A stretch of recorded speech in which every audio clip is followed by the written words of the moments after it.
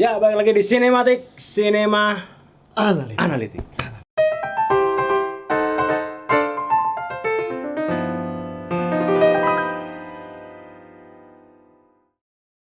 Oke, hari ini kita mau bahas film yang animasi nih. masih anget ya. Masih anget nih. Lalu barusan banget dirilis di Netflix dan kayaknya bakal jadi salah satu film yang bisa ditonton buat nanti pas lebaran ya. Iya, Karena keluarga banget filmnya. Temanya keluarga banget tapi agak science fiction ya. gila. Gila juga Lebih sih. tepatnya gila ya karena salah satu film buatan dari antara Sony dan Columbia Pictures ya. Cukup mengagetkan Sony karena biasanya Columbia bikinnya horor-hororan sama action-actionan, terus akhirnya sekarang bikin animasi bareng Sony ya. animasi, ya. Kemarin Sony sempat bikin itu juga Spider-Man Into Spider-Verse dan ini juga hampir-hampir mirip ya tone-nya.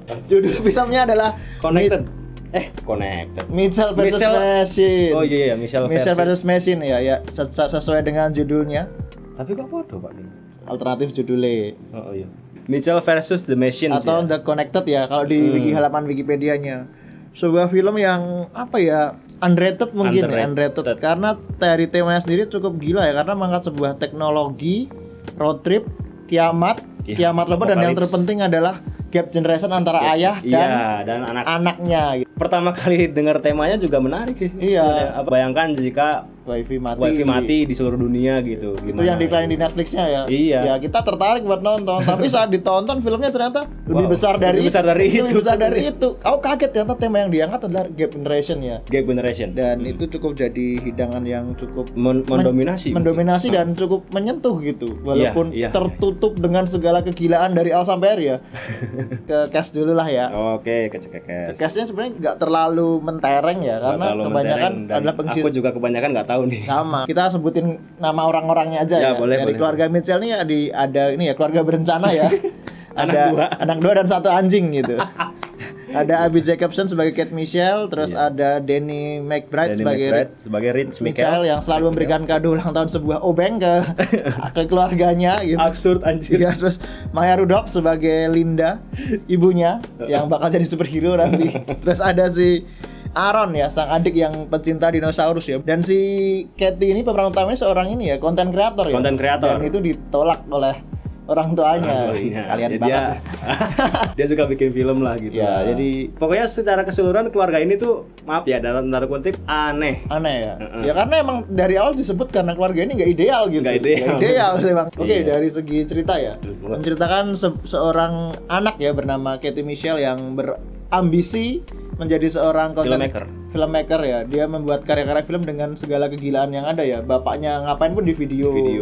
Dan sampai satu titik dia diterima di salah satu universitas gitu. Tapi orang tuanya ini, terutama sang bapak ini nggak pernah setuju dengan impian seperti itu. Ya, betul. Dan dikarenakan bukan karena bapaknya ini sih, bukan karena bapaknya nggak punya masa depan kerjaan itu, tapi karena bapaknya nggak tahu itu tuh apa gitu loh. Teknologi itu apa gitu loh. Dia pun HP nggak tahu. Bahkan komputer aja nggak bisa. Nggak tahu gitu kan. Sampai akhirnya si bapak ini berantem berantem ya. Kita mikir bakal kayak di film-film Disney atau film-film Pixar yang lain gitu. Iya. Terus mereka berdamai, ternyata enggak gitu kan. Setelah mereka berantem memutuskan untuk ke kampus itu, terjadi sebuah kiamat robot gitu kan.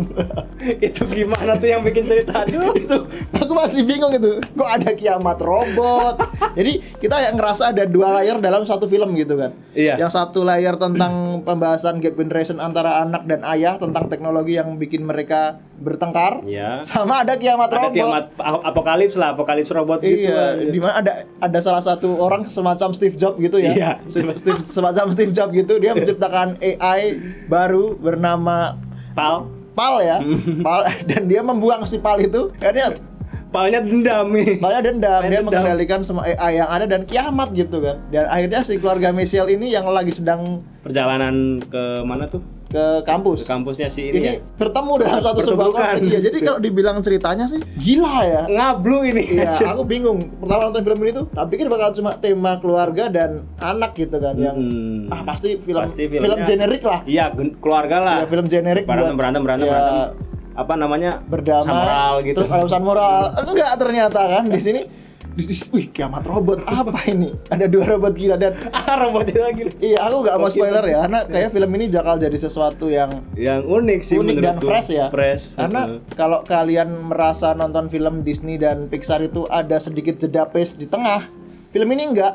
Ini passingnya itu benar-benar gila gitu kan. Jadi habis ini.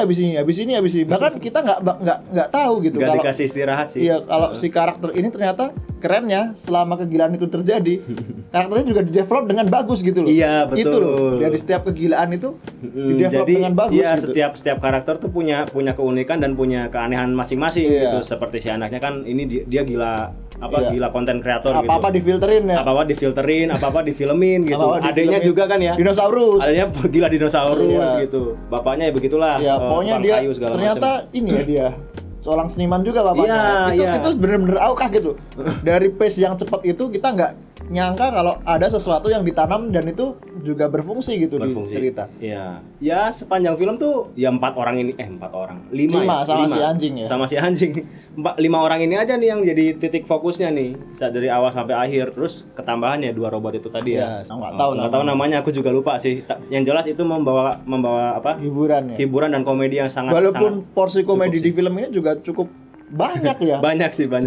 Aku ngakak sih. Dan ini masih diceritain, kita bahas pro dan kontra. Dan Belum. yang membuat aku suka sama film ini, kalau selama ini kan kita ngerasa generation teknologi itu kan orang tua selalu menyalahkan teknologi itu bikin bodoh gitu. Tapi aku yang suka dari si Rick Mitchell ini, bapaknya si Katie ini, dia nggak pernah menyalahkan teknologi gitu loh di film ini. Oh iya. Dia malah berusaha untuk tahu gitu kan. Mm-mm. Dan itu cukup apa ya? Tapi cenderung tidak mau tahu. Iya. Dan apa ya? Makanya kan kita di akhir dia akhirnya bisa YouTubean. Iya, bisa YouTubean walaupun dia pesen pel 15 kan dia Amazon. Itu pokoknya film ini apa ya? Memberikan pesan moral kegilaan dari cerita yang cukup gila ya. Yang paling utama kegilaannya sih ini. Iya. Aku belum pernah lihat science fiction segila ini gitu. Yang dibalut dengan kisah keluarga. Iya. Gitu loh. Ya karena emang sajian utamanya emang keluarga dan kiamat robot Dan gitu. kiamat robot gitu. Tonton aja lah buat ceritanya Iya, karena di Netflix ya. Kalau ceritanya emang nggak bisa ditebak ya. Aku pun kaget gitu. 2 jam gue tuh kayak "Ih, film opo." Di film apa atau ya? Bahkan untuk plot twist ngehack robot pun nggak ada kayak big brand kayak ngehack komputer gitu, nggak ada. Robot tuh kalah cuma gara-gara hal konyol gitu loh. Aku pun marah gitu. Kok bisa gitu. Itu cukup keren sih konklusinya. Dan aku lihat banyak aksi-aksi superhero di sini. Dan apa ya? Ada. Unsur-unsur pop culture banyak juga sih. Banyak ini Kayak kan musik-musik, terus gitu. postingan-postingan apa? Video yang paling viral di Spanyol itu. Yang anak Tonton sendiri. Oke, Itu lucu banget. kita skip ya ceritanya ya. Kita bahas ke pro dan kontra dulu. Kayaknya ke kontra dulu ya. Kontra dulu. Karena kita udah bahas yang bagus-bagus. Oke tadi. deh. Ke kontra. Kontranya apa ya? Kalau aku mungkin nggak ada bridge untuk masuk ke apokalipsnya gitu. Iya. Mungkin ada ya yang melihat secara detail, tapi aku kurang ngerasa ada bridge yang Iya. pantas untuk masuk ke sebuah apokalipsnya gitu. Jadi terasa benar-benar ketika keluarga berat gitu. Kiamat gitu. Kiamat gitu. Ini kok jadi begini gitu. Jadi agak kurang nyaman aja sih Iya. nontonnya gitu. Kalau nggak ada bridge yang gitu kan, jadi kita nggak tahu nih mau dibawa kemana Iya, si ininya. tapi itu juga membingungkan ya, bisa dibilang pro atau kontra juga ya. Iya. Karena emang dari awal kita nggak pernah tahu plotnya tuh mau dibawa kemana gitu. Jadi waktu tiba-tiba ada orang-orang masuk ke pot itu, ini apa gitu ini ya? apa gitu. Potnya tuh kan ada yang pakai kursi, ada yang enggak ya gitu kan ya. Membingungkan, tapi ya bisa dibilang pro bisa dibilang kontra ya. Karena film ini tergolong film baru dengan elemen barunya gitu. Saat dikasih sesuatu yang pace-nya cepat untuk sebuah film animasi keluarga, Iya. jadi bingung kita gitu. Iya, jadi ya bukan kontra juga sih ya kayaknya ya. Ya tergantung kan. Tergantung sih. Tergantung juga, karena aku juga ngerasa kok aneh, tapi saat film ini berjalan sekitar sejam gitu oke juga Oke gitu. juga Iya, gitu, iya. kegilaannya gitu, si apa yang di mall itu alat-alat ininya pada Iya, hidup semua gitu kan ya. Aku cukup menikmati kok ini Iya. filmnya Walaupun komedi. sedikit apa ya, bingung ya. Bingung aku. Bingung bukan bingung terus nggak paham apa-apa ya, tapi bingung dengan apa yang dipikirkan sama si ini sama si filmmakernya si gitu. filmmakernya kenapa bisa bikin film yang nggak jelas gitu kan. Bukan nggak jelas, tapi lebih ke terlalu kreatif mungkin ya. Terlalu kreatif. Heeh. Ya mungkin kalau aku kontranya cuma itu aja sih. Nggak ada bridge yang proper untuk masuk ke scene Iya, apokalipsnya gitu. Benar. Ya, jadi kayak terkesan terburu-buru ya. Walaupun itu juga masih tergantung yang nonton juga sih. Iya Karena sih. mungkin ini pengalaman pertamaku nonton film animasi Dengan keluarga lagi. Heeh, dengan tema segila ini. Dengan tema gitu. segila ini, ledakan, mobil hancur gitu kan. Robot Terbang iya, anjing goblok gitu, anjing juling gitu kan. anjing curi. Itu bikin ngakak sih sepanjang film tuh si anjing. Terus kayak aku juga nggak ada sih kalau kontra. Karena kontranya film ini ya kontranya adalah keperuan itu sendiri. Iya gitu. sih ya.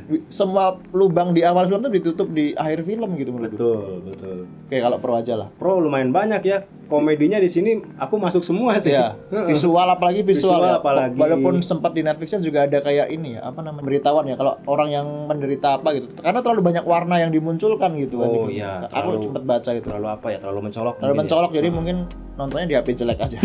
Ya itu menjadi tone warna yang bagus sih, visual, yang pasti visual karena film ini dibikin apa ya buat anak muda zaman sekarang sih yang punya permasalahan sama orang tuanya ya mungkin ya. Dan passion mungkin. Iya, karena saat itu dikemas dengan sosial media yang begitu dekat dengan anak muda, jadi pesan yang disampaikan lebih diterima gitu. Lebih nyampe lebih. Ya aku bisa dibilang kalau bagian reviewer di luar bilang visual film ini gila, lebih gila dibandingkan Spider-Man dan Spider-Man, tapi menurutku poin utama film ini adalah ceritanya sih. Iya, karena dia bisa membumi tanpa menggurui gitu loh. Betul. Membumi tanpa menggurui. Seimbang ya. Seimbang gitu. Jadinya. Jadi cerita dapat, si visual juga dapat. Jadi enak nontonnya gitu loh. Yang anak kecil pun nggak terlalu tertutup dengan pesan moral yang terlalu berat kayak yang kalau kita pernah nonton film yang itu Soul itu kan. Itu anak kecil kayaknya aduh itu bisa pusing gitu pusing kan. Itu ya, ngapain sih orangnya. Lucu sih lucu tapi pesan moralnya itu terlalu berat gitu. Tapi kalau si Michelle versus Machine ini mungkin bisa lebih masuk kali ya. Iya, yang tahu pesan moralnya juga ini bisa semua kalangan karena konflik orang tua dan si anak ini jelas banget gitu loh. Satu-satunya adegan serius di film ini adalah adegan di ini sih. Waktu laptopnya rusak. Wah, itu iya itu sih. Sisanya enggak. Sisanya enggak. Sisanya gila gitu. Sisanya gila. Sisanya gila. Jadi kalau dibilang pro-nya ya semuanya pro aku. Makanya aku langsung post ke IG nih, kayaknya semua orang harus nonton film ini gitu loh. Iya sih. Salah satu film keren soalnya. Keren sih ini filmnya sebenarnya. Apalagi penyelesaiannya ya, itu dikemas dengan sangat superhero banget. Superhero banget gitu. Apa kita membutuhkan adegan pembuka untuk super alaga gitu terus mereka keluar dari gedung. itu keren banget. Keren banget. Dan di sini musuhnya cuma HP loh ya. Iya, HP. Ya musuh kita tuh teknologi yang menjauhkan keluarga apa ya? Orang terdekat tuh kan emang teknologi. Dan itu digambarkan sangat jelas di awal film. Di awal film juga adegan makan itu ya. Di meja makan itu bapaknya datang pada megang HP gitu. Bapak ibu anak itu kan main HP semua kecuali bapaknya. Bapaknya gaptek banget gitu. Gaptek banget. Ada orang ngadoin anniversary obeng gitu. Iya, obeng Robertson nomor 3 gitu. Aku nggak tahu Ray Robertson itu apa gitu.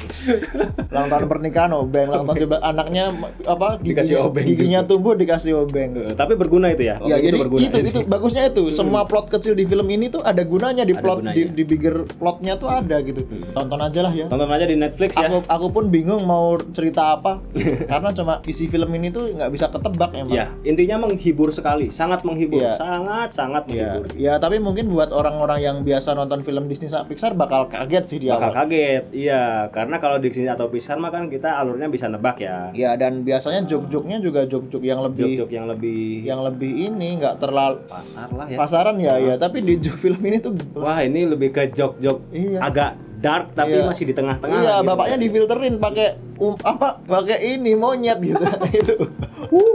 Ya udah nonton aja. Lucu filmnya asli. Kayak paling cocok ditonton waktu lebaran sih. Waktu lebaran bareng keluarga ya. Kumpul keluarga. Dan ini aman, nggak ada adegan thriller, nggak ada darah juga. Yang dibunuh cuma robot gitu sih. Dibunuh cuma robot. Oke, langsung ke skor ya. Kalau aku mungkin nilai film ini berapa ya? Ya 8 lah. Sangat menghibur dan sangat kena kayak komedinya gitu. Visualnya juga suka banget aku. Frame per second-nya sudah sangat upgrade gitu. Kita nonton di Etsy kayaknya keren banget. Keren banget sih. TV Etsy gitu. Ya. Di bioskop biasanya di bioskop sih ya. Iya sih ya. Ya 8 adalah angka yang sangat tepat untuk film ini gitu. Nggak lebih nggak kurang sih ya mungkin ya. Karena komedinya masuk, visualnya juga masuk. Ceritanya apalagi gitu, sangat heartwarming di akhir gitu ya.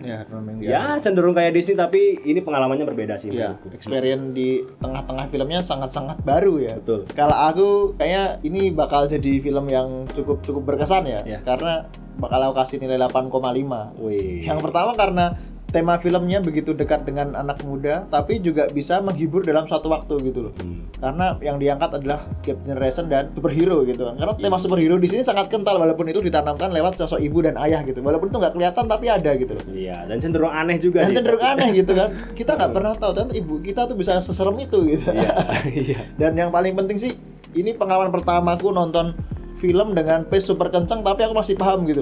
Kayak pace-nya tuh kayak iya, gitu. Karena mungkin kitanya terhibur gitu. Iya, kayak, jadi fokus iya, gitu. pace-nya tuh kenceng banget. Aku kayak nggak dikasih. Gitu. Nah, pas tiba-tiba dari ini ke ini, tapi aku paham dengan apa yang disajikan walaupun aku sempat termakan oleh iklan Netflix-nya yang tema yang diangkat PV-nya mati tuh, temanya keren banget. Ternyata lebih dari itu lebih sih dari ya. Film kiamat dan keluarga ya. Dan yang penting road trip sih. Road trip. Ya, karena zaman sekarang kan udah jarang banget ya orang tua sama anak pergi kayak road trip sekeluarga gitu, karena emang udah sibuk sama HP, dan film ini kayak mewakili semua hal itu gitu loh. Oke lah, mungkin itu yang bisa kita review dari film Mitchell versus The Machine ya. Ada loh robot ketemu anjing rusak gitu. Iya, emang sih kalau anjing tuh kalau kata orang kalau puasa-puasa bentuknya kayak roti gitu. Itu yang tonton sendiri. Itu yang bikin waktu puasa ya. Tonton sendiri. Sebenarnya Islam ini. Kok bisa gitu? Kok bisa gitu loh? Kepikiran ya ini. Iya. Selamat menonton ya. Selamat menonton. Mitchell versus Machine, semoga bisa memberikan alternatif lain untuk film-film animasi di luar sana ya. Biasanya kan didominasi sama Disney, Pixar, terus yang satu lagi itu ada dari Columbia. Ini Columbia juga ya, lewat ini ya, lewat Cartoon Network, Warner Bros. Lewat ini Minion, dan ini lebih gila daripada Minion. Minion tuh Universal nggak? Universal. Oh ya, Universal tiba-tiba ada Columbia sama Sony yang bikin animasi juga. Ya semoga konsisten lah bikin film animasi segila ini lagi. Ini sangat-sangat bagus karena ya dia bisa keluar dari pakem film-film konvensional dengan tema keluarga gitu. Ya. Oke, terima kasih sudah menonton. Saya Sakin pamit. Saya Kopdok gitu. Sampai jumpa di review selanjutnya. Dadah.